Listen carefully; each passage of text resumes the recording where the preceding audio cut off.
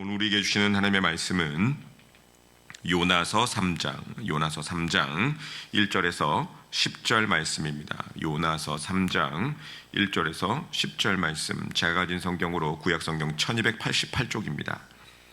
오늘 이 말씀을 가지고 두 번째 기회라는 제목으로 하나님의 말씀을 전하도록 하겠습니다. 여러분이 사람이 살다 보면, 우리가 살다 보면 다시 시작하고 싶은 순간들이 있죠. 다시 시작하고 싶은 순간이 있지 않습니까? 아무도 모르는 곳에서 새롭게 시작을 하고 싶은 순간, 그런 순간들이 있습니다. 말을 실수해서 관계가 틀어졌거나 또 결정을 잘못해서 일이 꼬였을 때 다시 기회가 주어졌으면 좋겠다, 또 그때로 다시 돌아갈 수 있으면 그런 실수를 하지 않았을 텐데, 이런 생각을 할 때가 있습니다. 그런데 인생의 이 두 번째 기회라는 것이 잘 없습니다. 한 번 지나간 시간은 다시 돌아오지 않고, 또 한 번 내뱉은 말은 다시 담기가 어렵죠. 또 한 번 어긋난 관계는 쉽게 회복되기가 어려운 것을 보게 됩니다. 그래서 사람은 이런 실패 앞에서 낙심을 할 수밖에 없겠죠. 그런데 오늘 본문은 우리에게 전혀 다른 그러한 은혜를 보여주고 있습니다. 오늘 1절 말씀을 다 같이 한번 다시 읽어보도록 하겠습니다. 1절입니다. 시작. 여호와의 말씀이 두 번째로 요나에게 임하니라 이르시되. 여러분, 이 한 절 안에 굉장히 큰 은혜, 하나님의 은혜가 담겨 있습니다. 요나는 아시다시피 첫 번째 하나님의 말씀에 순종하지 않았습니다. 하나님께서 니느웨로 가라, 일어나서 니느웨로 가서 그곳에서 복음을 외치라, 하나님께서 이렇게 말씀하셨는데 요나는 무시하고 정반대 방향인 다시스로 도망을 갔습니다. 그 결과 바다에서 풍랑이 일어났고 또 바다에 던져졌고 큰 물고기 뱃속까지 요나는 들어가게 되었죠.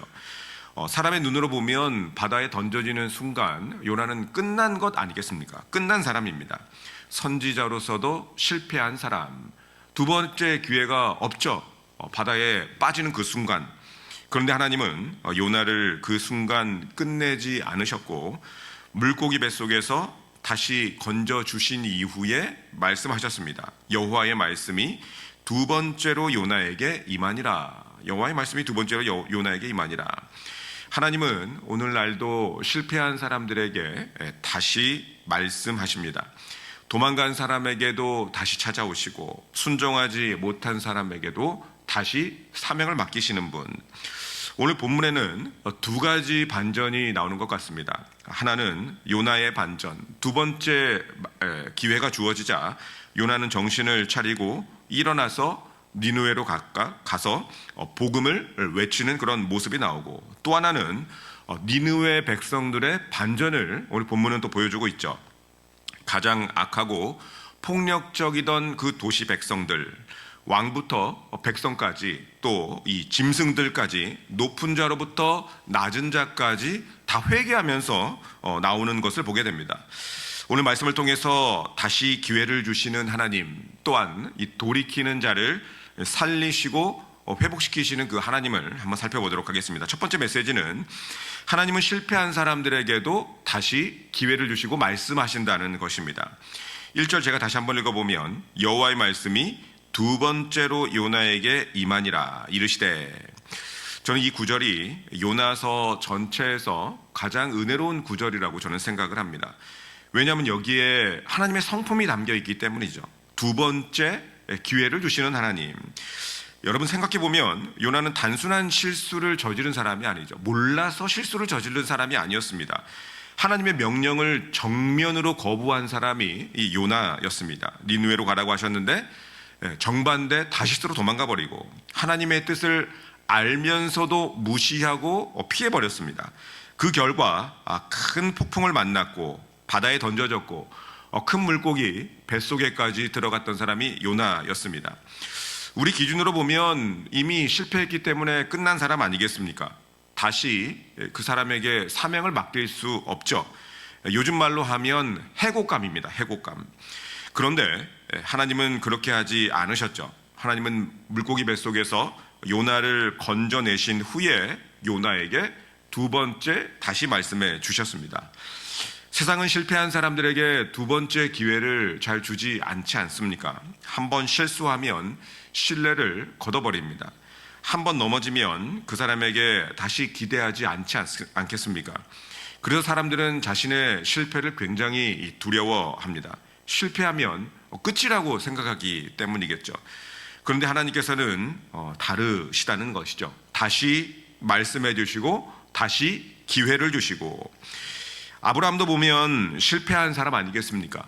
창세기 12장 보면 아브라함은 애굽에서 자기 아내 이 사라를 누이라고 속였습니다.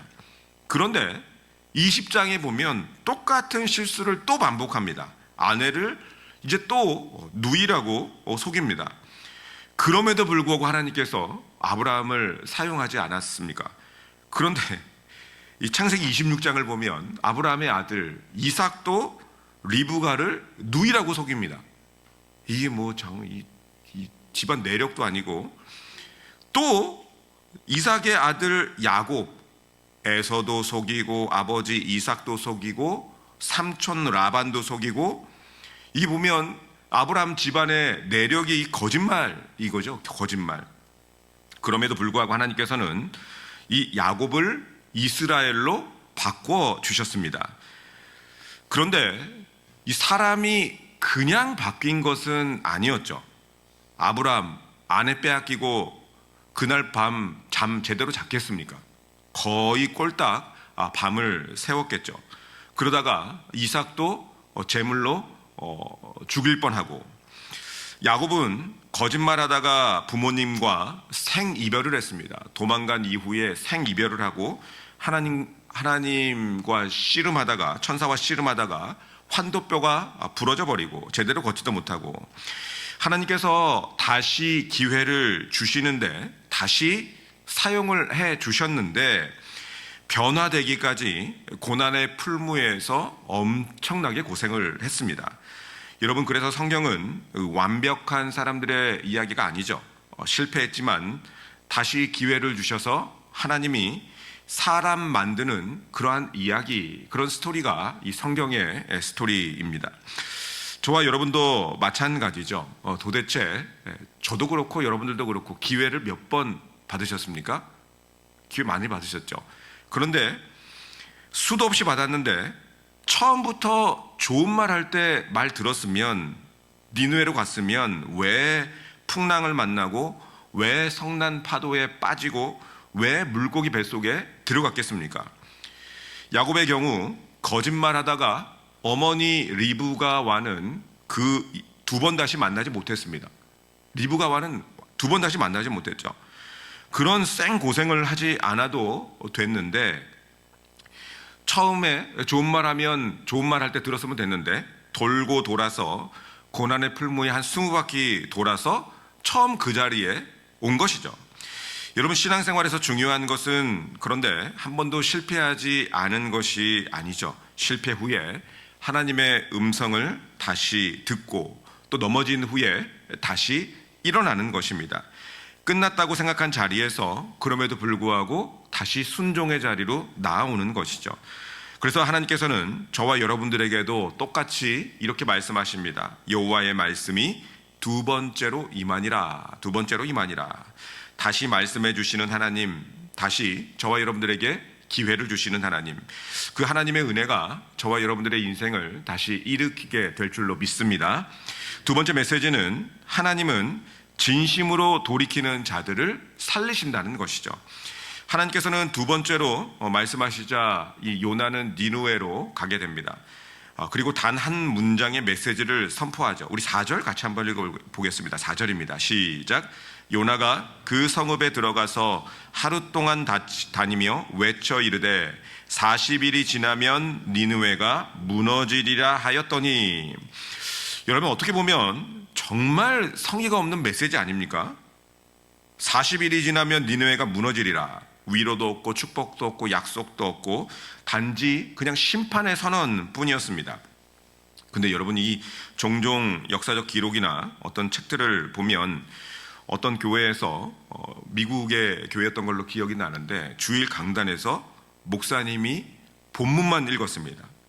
본문만 읽었는데 더 이상 설교하지 못하고, 목사님도 그 순간부터 울고 성도들도 울고 예배를 설교도 못하고 울다가 예배가 마친 기록들이 있는 것을 종종 보게 됩니다. 저도 말씀만 읽고 그냥 내려가면 얼마나 성의 없어 보이겠습니까? 그런데 그러한 일들은 성령께서 하신 일이시겠죠. 본문에서도 요나가 가서 복음을 외쳤는데 정말 단순하게 외친 것이죠. 40일이 지나면 니느웨가 무너지리라. 그러면서 이제 길거리를 돌아다닌 거죠. 우리식으로 하면 예수천당 불신지옥, 예수천당 불신지옥 이러고 한 바퀴 돌아다닌 것이었습니다. 그런데 이런 짧은 심판의 메시지 한 말씀 듣고 어떤 놀라운 일이 벌어지냐면 5절 말씀입니다. 우리 같이 한번 읽어보겠습니다. 시작. 니느웨 사람들이 하나님을 믿고 금식을 선포하고 높고 낮은 자를 막론하고 굵은 베옷을 입은지라. 여러분, 니느웨는 당시 이 최강국 아수르의 대표 도시였습니다. 강하고 부유하고 화려한 도시. 그런데 이 아수르의 사람들은 굉장히 잔인한 사람들이었습니다. 고대 역사 기록들을 보면 아수르는 전쟁 포로를 잔인하게 학대하기로 굉장히 유명했는데, 포로들의 코를 자르고 귀를 자르고 산채로 가죽도 벗겨버리고, 성경에 보면 여인의 배를 가르고 민족 전체를 다른 곳으로 강제 이주시키고, 정말 이 잔인한 민족 중에 잔인한 민족, 이 잔인한 민족을 요나가 알았기 때문에 가고 싶지 않았던 거겠죠. 그냥 쟤들은 죽었으면 좋겠다, 망했으면 좋겠다. 그런데 그런 도시가 40일이 지나면 이 성이 무너지리라, 이 요나의 단순한 메시지 앞에 온 도시 전체가 무릎을 꿇게 됩니다.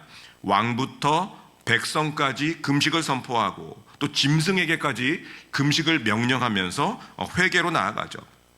도시 전체가 이 메시지 앞에서 다 낮아지는 모습을 보게 됩니다.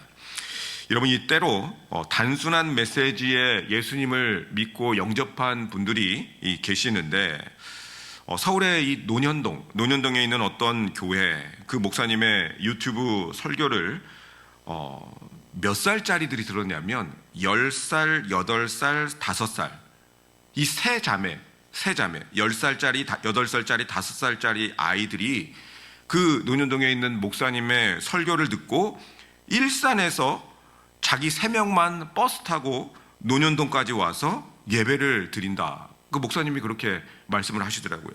10살짜리, 8살짜리, 5살짜리 3명의 꼬마가 일산에서 버스 타고 논현동까지 와가지고, 그것도 어린이 예배를 드리는 게 아니라 목사님 대예배 말씀을 듣고 돌아가고, 엄마는 허리가 아파서 거동이 불편했고 아빠는 예수를 안 믿고. 근데 그 아이들이 늘 그 교회 목사님의 설교를 자장가처럼 틀어놓고 밤에도 자고, 참 희한하지 않겠습니까? 근데 그 딸아이가 아빠에게, 아빠 우리랑 같이 교회 한번 가자, 우리랑 같이 교회 한번 가자. 물론 한 번 말한 것은 아니고 여러 번 얘기했겠죠. 그런데 그 아이들이 원래 교회를 다니다가 아빠가 그 이야기 듣고, 아빠 우리랑 교회 한번 가자, 그 이야기 듣고 예수 믿고 같이 온 가족이 예수님을 믿게 되었다. 그 목사님이 그렇게 이야기하는 것을 제가 봤습니다. 여러분, 생각보다 전도는 어려운 것이 아니죠. 예수 믿고 천국 가자, 교회 같이 가자, 이 한마디에 사람의 마음이 움직일 수가 있는 것이죠.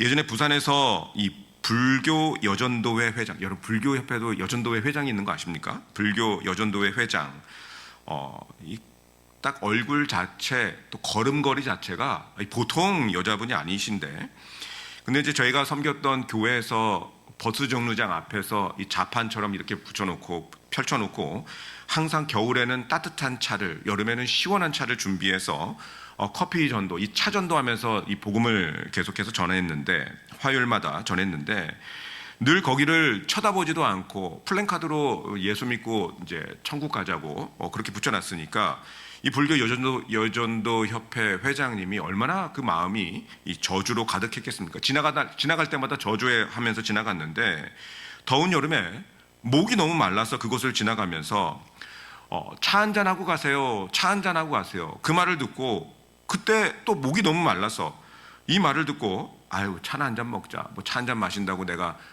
잘못되는 것도 아니고, 차 한 잔 마시고 그곳에 있는 권사님과 이야기 나누다가 교회로 인도돼서 불교 집안, 남편도 대대로 내려오는 불교 집안이었고 본인도 불교 집안이었고 딸도 불교 집안의 딸이었었는데, 나중에 보니까 이분이 혼자 예수 믿고 결국 그것을 통해서 혼자 예수 믿고 남편에게 이걸 어떻게 남편에게 얘기를 할까? 내가 교회 다닌다는 사실을 알면 난리가 날 텐데 어떻게 얘기를 할까 하다가 어느 날 남편에게 말할까 고민하는데 남편이 콧노래로 흥얼거리는데 찬송가를 흥얼거리더라는 거죠. 찬송가를. 그래서 엄마야? 하면서 남편에게 이제 뒷조사를 해봤더니 남편이 사업장에서 나 아내도 모르게 이 극동방송을 틀어놓으면서 계속 그것을 청취하면서 남편은 아내한테 어떻게 저 여자한테 예수 믿자고 말할까.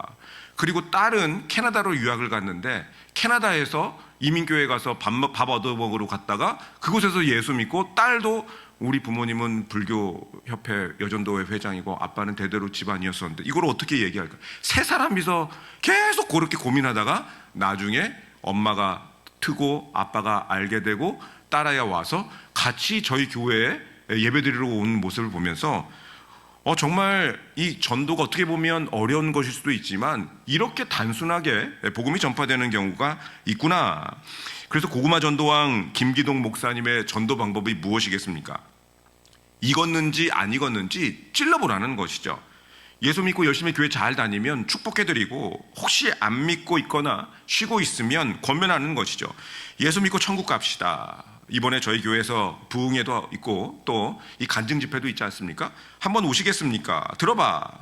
전도 생각보다 어렵지 않다는 것입니다. 교회 같이 가자. 예수 믿고 천국 가자. 요나 같으면 40일이 지나면 니느웨가 무너지리라. 예수 안 믿다가 죽으면 지옥 가. 똑같은 것이죠. 이 한마디에 온 도시 전체가 주님께로 돌아오게 되더라는 것이죠. 여러분, 다니엘서에 이런 말씀이 있습니다. 다니엘서 12장 3절 말씀. 많은 사람을 옳은 대로 돌아오게 한 자는 별과 같이 영원토록 빛나리라.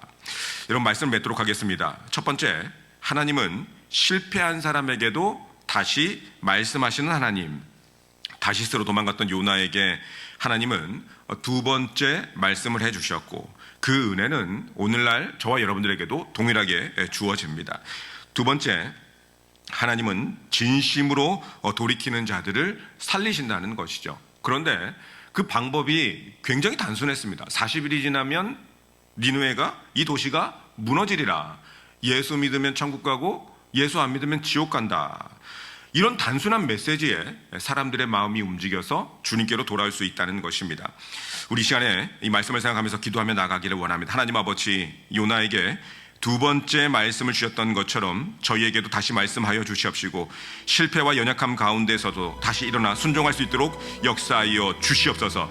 니느웨 백성들이 아주 단순한 말씀 앞에 돌이켜 회개했던 것처럼 우리 가정과 교회에서도 하나님 회개의 은혜를 하나님께서 베풀어 주시옵시고, 특별히 주변에 예수 그리스도를 믿지 않는 분들 많이 있을 텐데 그분들에게 우리가 단순하게 전도함으로 말미암아 그들이 예수 믿고 천국 백성이 될 수 있도록 주님께서 나를 사용하여 주시옵소서.